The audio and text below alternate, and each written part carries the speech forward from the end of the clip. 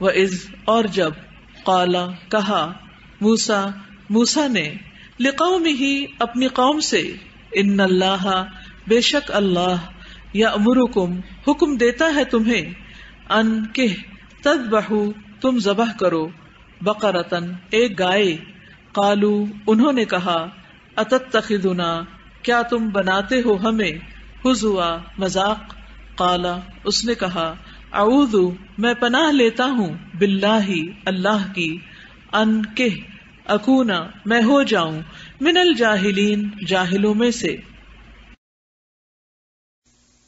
وَإِذْ قَالَ مُوسَىٰ اور جب کہا موسیٰ علیہ السلام نے لِقَوْمِهِ اپنی قوم سے کیا کہا ان اللہ یأمرکم بے شک اللہ حکم دیتا ہے تم کو. یأمرکم کا روٹ کیا ہوگا امر سے. ان تذبحوا کہ تم ذبح کرو. ذبح تذبحوا کا روٹ کیا ہے ذال بے ہے زے نہیں ہے ذال ہے. تذبحوا بقرہ بقرہ کا لفظ جو ہے بے قاف رے سے ہے. بقر کہتے ہیں زمین کھودنے کو. تو یہ لفظ بقر اسم جنس کے طور پر آتا ہے یعنی جس میں مذکر اور مؤنث دونوں کا معنی پایا جاتا ہے واحد جمع دونوں کا. اسی لیے میں نے دوبارہ جب البقر کا ترجمہ کیا تو جمع میں کیا ہے کہ ایسا کیا جا سکتا ہے. اور اسی لفظ یعنی بقرہ کے نام پر سورت کا نام بھی ہے یعنی سورت البقرہ. یہ یاد رکھیے کہ بقرہ نہیں ہے بلکہ بقرہ ہے بقرہ. اور جب بقرہ کا لفظ بولا جاتا ہے تو اس سے مراد گائے لی جاتی ہے اور بعض نے اس سے مراد گائے اور بیل دونوں بھی لیا یعنی دونوں بھی مراد ہو سکتے ہیں یعنی دونوں کی گنجائش ہے اس میں. اسی سے لفظ باقر ہے نام ہوتا نا باقر کیا معنی ہوتا ہے اس کا کھود کریت کرنے والا ریسرچ کرنے والا. کس کا لقب تھا یہ زین العابدین کا. ان کو یہ لقب کیوں دیا گیا تھا کیونکہ وہ بہت بڑے عالم تھے علم کے میدان میں بہت تحقیق کی تھی. دیکھیے کہ قرآن نے آ کر دنیا کا مزاج بدلا.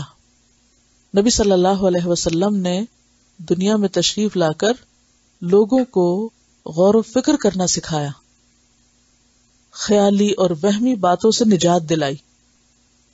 پہلے لوگ کیا کرتے تھے جو چیز ان کو بڑی لگتی اسی سے ڈرتے اور اسی کے آگے ہاتھ جوڑنے لگتے تھے.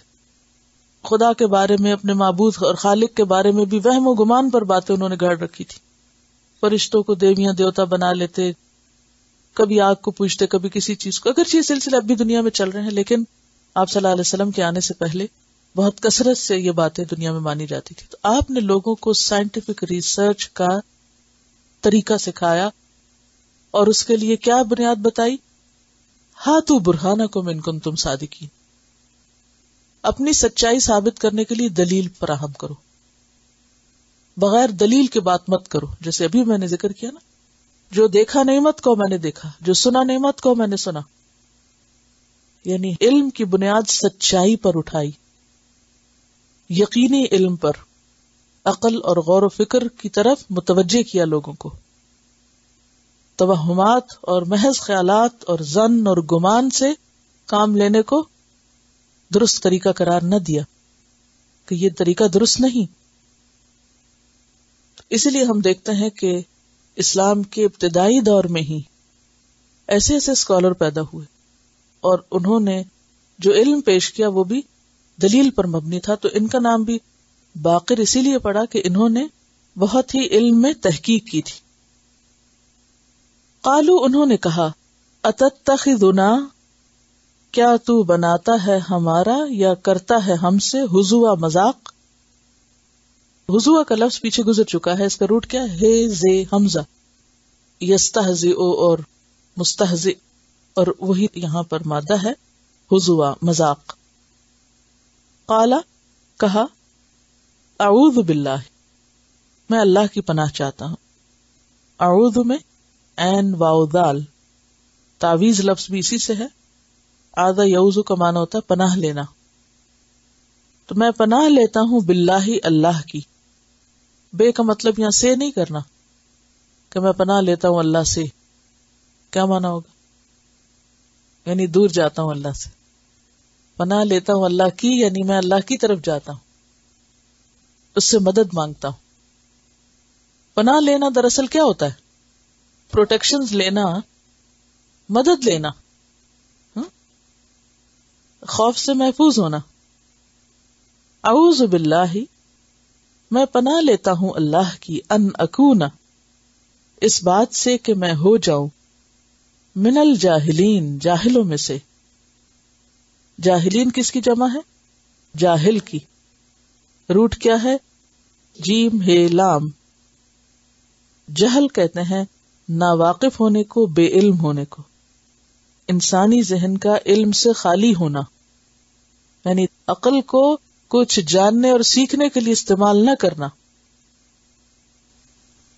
وَإِذْ قَالَ مُوسَىٰ, اور جب کہا موسیٰ علیہ السلام نے, لِقَوْمِهِ, اپنی قوم سے, یعنی بنی اسرائیل سے.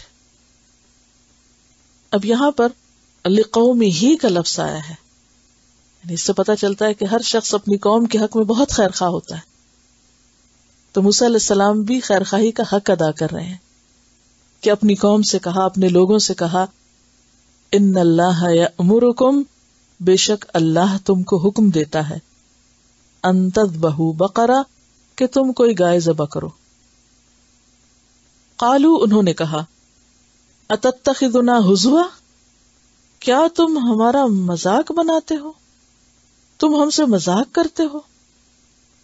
قال اعوذ باللہ ان اکون من الجاہلین, موسیٰ علیہ السلام کہنے لگے, میں اللہ کی پناہ لیتا ہوں اس بات سے کہ میں جاہلوں میں شمار ہوں. اب بنی اسرائیل کو گائے کا ذبح کرنے کا حکم مذاق کیوں نظر آیا؟ اس کی بنیادی وجہ یہ تھی کہ بنی اسرائیل چونکہ مصریوں کے ساتھ ایک لمبے عرصے تک رہے تھے اور مصری قوم گائے کی پجاری تھی. گائے ان کے لیے ایک دیوتا کی حیثیت رکھتی تھی. تو جب موسیٰ علیہ السلام نے ان سے کہا کہ گائے ذبح کرو, تو ان کے دل میں چونکہ غلام قوم تھی, غلامی کے اثرات باقی تھے, مصریوں کے ساتھ رہتے رہتے ان کے اندر بھی گائے کی عقیدت سرایت کر گئی تھی. تو انہوں نے کہا کہ ہم گائے ذبح کریں, تم ہمیں گائے ذبح کرنے کا حکم دے رہے ہو, یہ تو ایسا لگتا ہے کہ جیسے تم ہم سے مذاق کر رہے ہو. یعنی انہوں نے اس بات کو خلاف عقل سمجھا. موسیٰ علیہ السلام کا جواب بڑا اہم ہے. وہ کہتے ہیں اعوذ باللہ ان اکون من الجاہلین, اللہ کی پناہ کہ میں جاہلوں میں شامل ہوں. اور جاہل سے مراد یہاں احمق ہونا ہے, یعنی بے وقوف ہونا, کہ میں بے وقوف نہیں ہوں کہ جو تم سے مذاق کروں.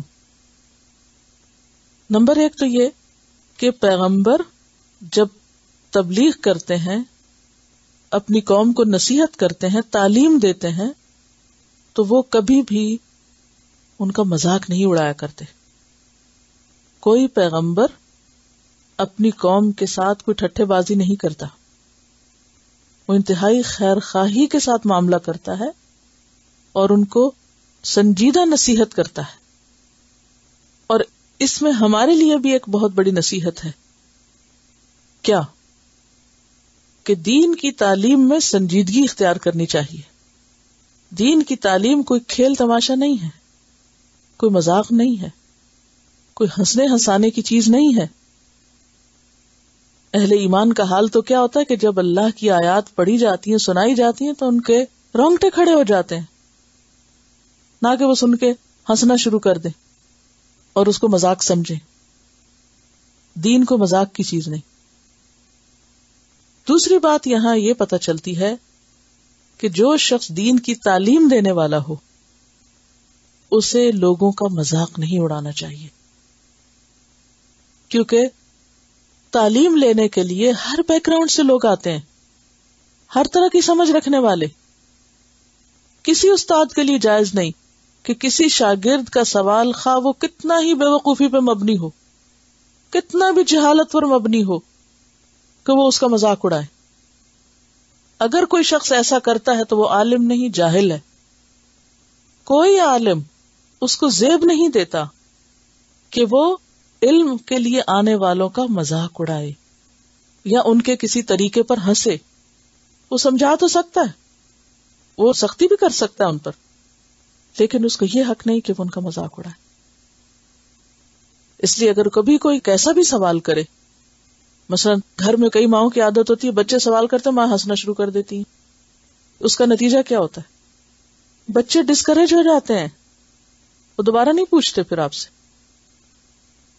تو چاہے کوئی بچہ سوال کرے, چاہے کوئی بے علم شخص سوال کرے, چاہے کوئی نہ سمجھ کرے, چاہے کوئی انتہائی بے وقوفانہ سوال کرے, تب بھی ہنسنا نہیں چاہیے.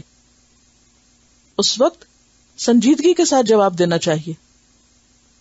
کسی شخص کے سوال کے موقع پر ہنسنا بذات خود بے وقوفی کی علامت ہے, کیونکہ موسیٰ علیہ السلام سے جب یہ کہا گیا کہ تم ہمارا مذاق اڑاتے ہو تو انہوں نے کہا اعوذ باللہ یا نکون من الجاہلین, میں کوئی جاہلوں میں سے ہوں.